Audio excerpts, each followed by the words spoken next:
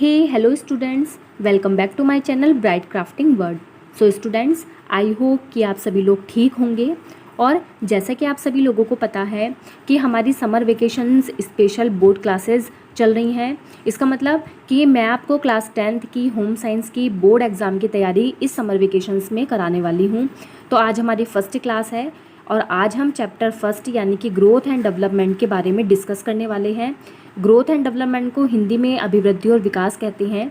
बच्चों, ये एक ऐसा टॉपिक है जो क्लास 10th और क्लास 12th में तो है ही, इसी के साथ साथ आप इसको बीए में, एमए में, इसके अलावा आप इसको बीएड में और जितने भी हमारे टैट होते हैं जैसे कि UP TET, C TET, U TET, सभी में इस टॉपिक से रिलेटेड क्वेश्चन ज़रूर देखने को मिलते हैं। इसलिए ग्रोथ एंड डेवलपमेंट एक ऐसा इंपॉर्टेंट टॉपिक है जो हर पेपर में ज़रूर ही पूछा जाता है, इसलिए आप इसकी तैयारी अच्छे से करें। तो फ्रेंड्स, वीडियो शुरू करने से पहले अगर आप मेरे चैनल पर नए हैं तो मेरे चैनल को लाइक, सब्सक्राइब और शेयर ज़रूर कर दीजिएगा। साथ ही साथ बेल आइकन भी प्रेस कर दीजिएगा जिससे कि सारी नोटिफिकेशन आप तक ज़रूर पहुंच सकें। तो चलिए फ्रेंड्स, वीडियो को स्टार्ट करते हैं। तो स्टूडेंट्स, विकास और वृद्धि यानी कि डेवलपमेंट एंड ग्रोथ दोनों को समझने से पहले हमें विकास को समझना होगा कि विकास किसे कहते हैं, विकास की प्रक्रिया कैसी होती है, यह प्रक्रिया कब से लेकर कब तक चलती है, या कौन कौन से कारक इसको प्रभावित करते हैं, और भी बहुत सारी ऐसी बातें हैं जिसके बारे में आज हम इस वीडियो में डिस्कस करने वाले हैं। तो चलिए स्टूडेंट्स, वीडियो शुरू करते हैं। सबसे पहले मैं आपको ये बता देती हूँ कि विकास को इंग्लिश में डेवलपमेंट कहते हैं और वृद्धि को इंग्लिश में ग्रोथ कहा जाता है। विकास एक ऐसी प्रक्रिया है जो आजीवन यानी कि जीवन भर किसी न किसी रूप में बिना रुके चलती ही रहती है। यह जो प्रक्रिया होती है वो गर्भावस्था से लेकर जो है वृद्धावस्था यानी कि जब तक जो व्यक्ति होता है वो मर नहीं जाता है तब तक ये प्रक्रिया चलती ही रहती है। जैसे यहाँ पे मैं आपको समझा रही हूँ, जैसे कि जो विकास होता है वो गर्भ से लेकर कब्र तक होता है, यानी कि जब बच्चा माँ के गर्भ में होता है तब से लेकर जब तक उसकी डेथ नहीं हो जाती है तब तक वो क्या होती है, उसकी विकास की प्रक्रिया चलती ही रहती है। और जब तक विकास की प्रक्रिया चलती है तब तक हम एक बेहतर, एक नया, कुछ जो है प्रगतिशील जो है प्रक्रिया के माध्यम से कुछ ना कुछ जीवन भर सीखते ही रहते हैं। तो अगर कहा जाए तो विकास एक ऐसी प्रक्रिया है, एक ऐसी प्रगतिशील प्रक्रिया है जिसमें प्रत्येक मानव कुछ ना कुछ बेहतर तरीके से सीखता ही है, तो वो विकास कहलाता है। जन्म के समय मानव शिशु एक मात्र जीवित प्राणी होता है। इसका मतलब ये है कि जब एक बच्चा जन्म लेता है तो वो केवल एक जीवित प्राणी मात्र होता है। उसके अंदर 3-4 किलोग्राम वज़न होता है, 50 सेंटीमीटर उसकी लंबाई होती है। वो ज़्यादा कुछ नहीं जानता, सारे काम करने के लिए जो है दूसरों के ऊपर डिपेंड रहता है। वो मतलब सारे व्यक्ति जो है उसका काम करते हैं और मतलब वो कुछ जानता ही नहीं है, अबोध प्राणी होता है एक तरीके से। तो यही बालक, यही जीवित प्राणी जब बड़े होकर क्रमशः क्या करता है, खेलने कूदने लगता है, विद्यालय जाना शुरू कर देता है, उसके बाद किशोर हो जाता है, उसके बाद जो है अपनी जॉब हासिल करता है, उसके बाद उसके अंदर धीरे धीरे अनुभव के द्वारा समझ आनी शुरू हो जाती है। तो ये जो सारे परिवर्तन चल रहे हैं तो ये किस में आएंगे, ये सारे परिवर्तन जो है विकास की प्रक्रिया के माध्यम से ही संपन्न होते हैं। तो स्टूडेंट्स, विकास क्या है? विकास के अंतर्गत नई योग्यताएं आती हैं, विशेषताएं, क्षमताएं आती हैं, मानसिक शक्तियां आती हैं और चारित्रिक, सामाजिक, नैतिक, शारीरिक, मानसिक, बहुत सारे क्या होते हैं, विकास होते हैं। इस प्रकार विकास क्या है? एक निरंतर रूप से चलने वाली प्रक्रिया है जो आजीवन बिना रुके चलती ही रहती है। अब विकास की हम परिभाषा की बात कर लेते हैं। तो विकास को बहुत सारे विद्वानों ने अलग अलग रूपों में परिभाषित किया है। जैसे जेम्स ड्रेवर के अनुसार विकास वह दशा है जो प्रगतिशील परिवर्तन के रूप में व्यक्ति में निरंतर क्या होती रहती है, प्रकट होती रहती है। अर्थात यह प्रगतिशील परिवर्तन किसी भी व्यक्ति में भ्रूणावस्था से लेकर प्रौढ़ावस्था तक गुजरता है। उसके बाद मुन्नो ने क्या कहा है कि परिवर्तन श्रृंखला की वह व्यवस्था है जिसमें बालक भ्रूणावस्था से लेकर प्रौढ़ावस्था तक गुजरता है, विकास के नाम से जानी जाती है। तो स्टूडेंट्स, कुछ लोगों ने कहा है कि विकास जो है वो जीवन भर चलने वाली प्रक्रिया है और कुछ विद्वानों का मानना है कि विकास जो होता है वो केवल मैच्योरिटी तक ही आता है। तो यहाँ पे अलग अलग विद्वानों के अनुसार अलग अलग इसके मतभेद हो गए हैं परिभाषा को लेकर। लेकिन अगर हम इसका सार निकालें, इसका कंक्लूजन निकालें तो विकास जो है वो जीवन पर्यंत चलने वाली एक प्रक्रिया है।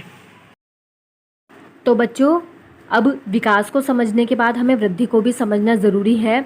वृद्धि यानी कि ग्रोथ, वृद्धि क्या होती है? वृद्धि होती है शारीरिक अंगों का विस्तार यानी कि बढ़ना वृद्धि कहलाता है।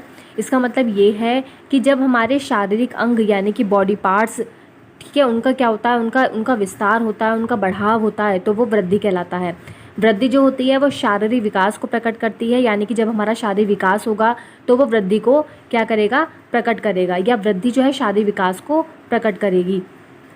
जैसे आप यहाँ पे देख सकते हैं कि वृद्धि के उदाहरण क्या हैं, जैसे लंबाई का बढ़ना हो गया है और वज़न का बढ़ना है। ये सभी चीज़ किस में आएंगी? ये सभी वृद्धि में आती हैं। तो अगर हम इसको देखें तो जब लंबाई बढ़ती है, जब वज़न बढ़ता है, यानी कि जब हमारे शारीरिक अंग बढ़ते हैं, तो वो क्या कहलाती है? वो वृद्धि कहलाती है। अब वृद्धि को समझने के बाद हमें वृद्धि और विकास में अंतर भी समझना है। पहले तो हमने यहाँ पे अलग अलग समझा कि विकास किसे कहते हैं, वृद्धि किसे कहते हैं। अब यहाँ पे हमें इसमें अंतर हमें समझना होगा कि विकास और वृद्धि में आपस में क्या अंतर होता है।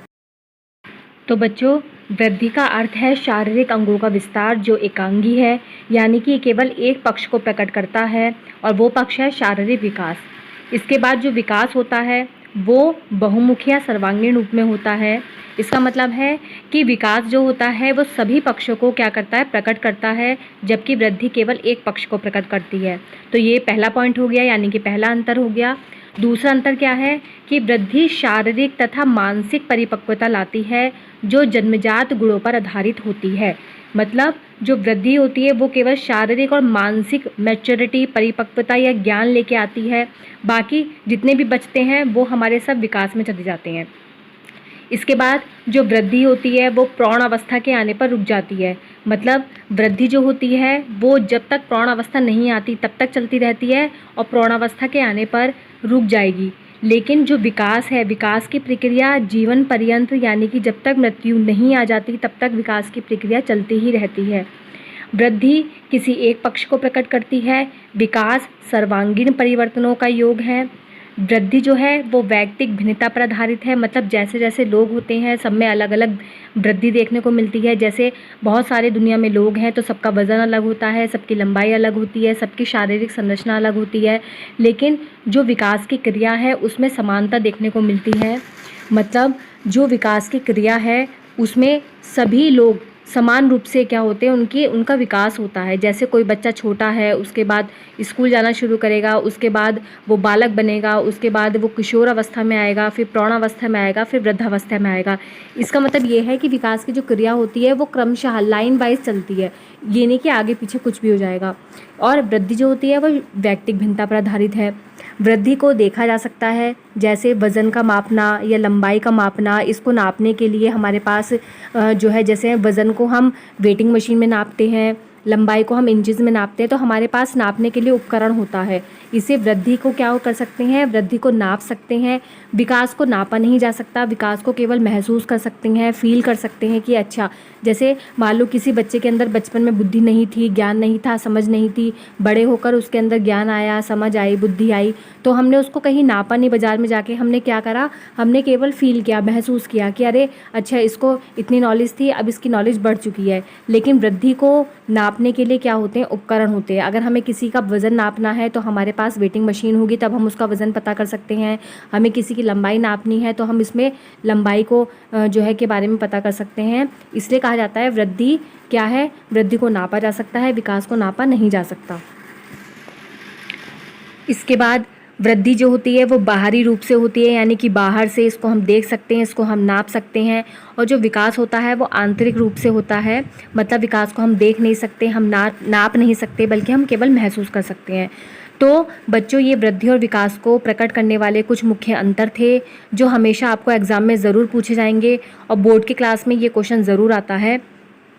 इसके बाद वृद्धि और विकास में अंतर को स्पष्ट हमने कर लिया। इसके बाद हम विकास की विशेषताएं पढ़ेंगे कि विकास की क्या क्या विशेषताएं होती हैं, यानी कि कैरेक्टरिस्टिक्स ऑफ डेवलपमेंट। सबसे पहले विकास की विशेषता है समानता। बच्चों, विकास में समानता देखने को मिलती है। सभी जितने भी मनुष्य हैं पृथ्वी पर या जितने भी मनुष्य हुए हैं, सब में जो विकास की प्रक्रिया होती है वो आजीवन और क्रमशः मतलब लाइन से ही चलेगी। ऐसा नहीं है कि आप पहले चाह रहे हो कि मैं पहले बड़ा हो जाऊं, उसके बाद मैं बचपन में आ जाऊं, तो ये ऐसा नहीं होता है। पहले बच्चा पैदा होता है, उसके बाद उसका बचपना होता है, फिर वो स्कूल जाना शुरू करता है, फिर वो धीरे धीरे ऐसे करके आगे बढ़ता रहता है। उसके बाद है कुछ पक्षों में भिन्नता। विकास का जो प्रत्येक पक्ष है, जैसे शारीरिक, मानसिक, संवेगात्मक, सामाजिक, चारित्रिक, नैतिक, सभी पक्षों में अलग अलग भिन्नता देखने को मिलती है। हो सकता है आपका शारीरिक विकास अच्छे से हो जाए लेकिन आपका मानसिक विकास अच्छे से ना हो सकता है आप बचपन में ही अच्छे से मैच्योर हो जाए, आपका दिमाग तेज हो, लेकिन आपका शारीरिक विकास अच्छे से नहीं हुआ। तो पक्षों में, सभी पक्षों में क्या होती है, भिन्नता देखने को मिलती है। इसके बाद निरंतरता, जो विकास की प्रक्रिया है वो निरंतर रूप से चलती है, यानी कि बिना रुके चलती है, कहीं नहीं रुकती है। लेकिन जो वृद्धि होती है वो प्रौढ़ावस्था के आने पर रुक जाएगी। लेकिन एक चीज़ और बताती हूँ मैं आपको, जो वृद्धि और विकास की प्रक्रिया है वो कब से शुरू होगी, गर्भधारण से, यानी कि गर्भावस्था से। लेकिन कहाँ रुकेगी, वृद्धि रुकेगी प्रौढ़ावस्था के आने पर, और जो विकास रुकेगा वो रुकेगा आपका आजीवन, यानी कि जीवन भर चलता रहेगा, वो नहीं रुकता है। तो देखिए, अब इसके बाद हम विकास के प्रकार या विकास के पक्षों के बारे में हम समझेंगे कि विकास के पक्ष या विकास के प्रकार कौन कौन से होते हैं। देखिए, जो विकास होते हैं वो कई प्रकार के होते हैं, जैसे शारीरिक विकास, मानसिक विकास, संवेगात्मक विकास, सामाजिक विकास, भाषा का विकास, नैतिक विकास, चारित्रिक विकास। बच्चों, जब शरीर के विकास की बात हो तो उसे शारीरिक विकास कहा जाता है। जब दिमाग के विकास की बात हो, मतलब जब हमारी बुद्धि बढ़ती है, हमारी बुद्धि का जो है बुद्धि की क्षमता बढ़ती है, हमारे अंदर ज्ञान आता है, तब उसे हम मानसिक विकास कहते हैं। जब हमारे अंदर इमोशंस, जैसे हम किसी की खुशी में खुश होते हैं या किसी की दुख में दुख होते हैं, तो वो संवेगात्मक विकास कहलाता है। जब हम घर परिवार से निकलकर सामाजिक संपर्क में आते हैं, समाज के नियम, कायदे, कानूनों को अपनाते हैं, तथा समाज में जो रहने वाले बहुत सारे लोग होते हैं उनको, उनके बीच में रहकर समाज में क्या चल रहा है उन चीज़ों को जब हम सुनते हैं, समझते हैं और करते हैं, तो वो चीज़ सामाजिक विकास कहलाती है। इसके बाद जब हमें जब ये पता होता है कि क्या चीज़ हमारे लिए सही है या क्या चीज़ हमारे लिए गलत है, मतलब जब हमारे अंदर उचित और अनुचित दोनों को समझने की समझने का ज्ञान हमें मिल जाता है, या हमें पता चल जाता है कि कौन सी चीज़ हमारे लिए उचित है या कौन सी चीज़ अनुचित है, तो उसको नैतिक विकास कहा जाता है। इसके बाद चारित्रिक व्यवहार या चारित्रिक विकास एक ऐसी चीज़ है कि देखिए, हमारे समाज में बहुत सारे लोग हैं, लेकिन हमें अपना चरित्र कैसा बनाना है, अच्छा या बुरा, तो वो चारित्रिक विकास के ऊपर निर्भर करता है। तो ये सारे जो थे टॉपिक कह लीजिए या इनको सारे पॉइंट्स कह लीजिए, ये विकास के अंतर्गत रखे जाते हैं। इन्हें विकास के प्रकार, विकास के पक्ष या विकास के क्षेत्रों के नाम से भी जाना जाता है। और एक चीज़ और, जो हमने वृद्धि पढ़ी थी वो हमारी शारीरिक विकास के अंतर्गत आएगी, यानी कि वृद्धि जो होती है वो शारीरिक विकास को प्रकट करती है, बाकी सब चीज़ जो होती हैं वो विकास के अंतर्गत आती हैं। तो ये थे विकास के प्रकार। अब हमारी जो लास्ट जो इसमें पॉइंट रह गया है या लास्ट टॉपिक हमारा इसमें रह गया है, वो रह गया है विकास के सिद्धांत। तो हम अब विकास के सिद्धांत को भी समझ लेते हैं कि विकास के सिद्धांत क्या होते हैं या किस प्रकार वो कार्य करते हैं। तो चलिए देख लेते हैं विकास के सिद्धांतों को। तो विकास के सिद्धांतों को समझने से पहले हम सिद्धांतों को समझते हैं कि सिद्धांत किसे कहते हैं। क्या आपको पता है कि सिद्धांत क्या होते हैं? तो देखिए, सिद्धांत को प्रायः एक ऐतिहासिक धारणाओं एवं विचारों के रूप में स्वीकार किया जाता है। देखिए, सिद्धांत एक ऐसा मानक होता है जिसके द्वारा हम किसी भी वस्तु के बारे में व्याख्या कर सकते हैं कि वो वस्तु क्या है, कैसी है, उसकी बनावट कैसी है, या वो किस चीज़ को व्यवस्थापित कर रही है। तो ये सब चीज़ें सिद्धांत कहलाती हैं। मतलब सिद्धांत के द्वारा हम किसी भी वस्तु के बारे में व्यक्तिपरक कर सकते हैं, उस वस्तु के बारे में निश्चित रूप से बता सकते हैं कि वो चीज़ क्या है। अब देखिए, विकास के निम्नलिखित सिद्धांत या निम्नलिखित नियम होते हैं। इन सिद्धांतों को विकास के नियम के नाम से भी जाना जाता है। विकास के बहुत सारे सिद्धांत होते हैं, जिसमें सबसे पहला है विकास की दिशा का सिद्धांत, मतलब विकास एक दिशा को लेकर चलता है। निरंतर विकास का सिद्धांत, यानी कि विकास की जो प्रक्रिया होती है वो निरंतर आजीवन चलती ही रहती है। विकास का अगला सिद्धांत है व्यक्तिगत भिन्नता का सिद्धांत, जितने भी मनुष्य हैं, जितने भी मानव हैं, सबकी जो व्यक्तिगत भिन्नता होती है वो सबकी अलग अलग होती है। आपने ऐसा कोई मनुष्य नहीं देखा होगा जो बिल्कुल सेम दिखे। दो जुड़वा लोगों में भी कुछ ना कुछ अंतर देखने को ज़रूर मिलता है। इसलिए जो व्यक्तिगत भिन्नता होती है वो मनुष्य में ज़रूर देखने को मिलती है, चाहे वो लंबाई में परिवर्तन हो, चाहे वो वज़न में परिवर्तन हो, चाहे और अदर कोई कुछ पक्षों में भिन्नता हो। तो ये सारी चीज़ें व्यक्तिगत भिन्नता को दर्शाती हैं। उसके बाद है विकास क्रम का सिद्धांत। विकास जो होता है वो लाइन से चलता है, मतलब पहले ऐसा नहीं था कि आप पहले बूढ़े हो गए फिर आप बच्चे बन गए, नहीं ऐसा नहीं होता है। विकास जो होता है वो क्रम से चलता है, मतलब पहले आप बच्चे थे, उसके बाद आप बालक बने, उसके बाद आप किशोर बने, फिर प्रौढ़ बने, फिर वृद्ध बने। तो ये सारी क्रम वाइज चीज़ें चलती हैं, इसलिए विकास का क्रम का सिद्धांत भी बोला जाता है। उसके बाद है परस्पर संबंध का सिद्धांत, यानी कि विकास के जितने भी सिद्धांत होते हैं वो आपस में संबंधित होते हैं। अगर एक चीज़ इफ़ेक्ट हो रही है तो वो दूसरी चीज़ को भी इफ़ेक्ट करेगी, तो ये चीज़ परस्पर संबंध का सिद्धांत कहलाती है। इसके अलावा समान प्रतिमान का सिद्धांत, वंशानुक्रम सिद्धांत, पर्यावरणीय सिद्धांत, ये सारे विकास के सिद्धांत के नाम से जाने जाते हैं। आपको मैं एक बात और बता दूं, जो विकास होता है उसको दो कारक प्रभावित करते हैं सबसे ज़्यादा, मतलब दो कारक उसको प्रभावित करेंगे, वो हैं वंशानुक्रम और पर्यावरण। वंशानुक्रम यानी कि जो आप पीढ़ी दर पीढ़ी, आपको जो चीज़ आपकी पीढ़ियों से मिली है वो चीज़ हमारी वंशानुक्रम कहलाती है। और इसके बाद आप जब पैदा हो गए उसके बाद जो आप पर्यावरण से जो आप सीख रहे हैं वो पर्यावरण के अंतर्गत रखा जाता है। तो विकास हो चाहे वृद्धि हो, उन्हें दो चीज़ सबसे ज़्यादा प्रभावित करती हैं। सबसे पहला है आपका वंशानुक्रम, दूसरा है पर्यावरण। इसके बाद भोजन है, जलवायु है, ये सारी चीज़ें बाद में आती हैं। लेकिन सबसे ज़्यादा अगर आपसे पूछा जाए कि विकास और वृद्धि को प्रभावित करने वाले कारक कौन से हैं, तो वो दो हैं, यानी कि आनुवंशिकता यानी कि वंशानुक्रम, और दूसरा है पर्यावरण यानी कि वातावरण। तो इसके बाद ही विकास के सिद्धांत चल ही रहे हैं, आप ये यहाँ से इसको नोट कर सकते हैं, आप अपने नोट्स बना सकते हैं। तो अब लास्ट में विकास के सिद्धांत की मैंने यहाँ पर टेबल बना दी है। विकास के जितने भी महत्वपूर्ण सिद्धांत हैं या नियम हैं उनको मैंने सबको यहाँ पर लिख दिया है, आप इसको नोट कर लीजिए। और जो मैंने आज आपको चैप्टर फर्स्ट में यानी कि वृद्धि और विकास के बारे में जो मैंने आपको पढ़ाया है, आप इसको पढ़िए, समझिए, नोट्स बनाइए, और अगर आपको कोई प्रॉब्लम आती है तो आप मुझे कमेंट कर सकते हैं। बाकी ये वृद्धि और विकास बहुत इम्पॉर्टेंट टॉपिक है जो हर पेपर में ज़रूर पूछा जाएगा। इस टॉपिक से रिलेटेड क्वेश्चन एग्ज़ाम में 101% ज़रूर आएंगे, तो आप इस टॉपिक की अच्छे से तैयारी कीजिए। बाकी मैं आपको क्वेश्चन पेपर की भी मैं आपको तैयारी कराऊंगी। बाकी मैं आपको और भी आगे तैयारी करवाती रहूँगी। तो मेरे साथ जुड़ने के लिए अगर आपने मेरे चैनल को अभी तक सब्सक्राइब नहीं किया है तो सब्सक्राइब कर दीजिएगा, शेयर कर दीजिएगा। बाकी अगर आपको वीडियो पसंद आई तो वीडियो को लाइक कीजिएगा। Thanks for watching, bye bye.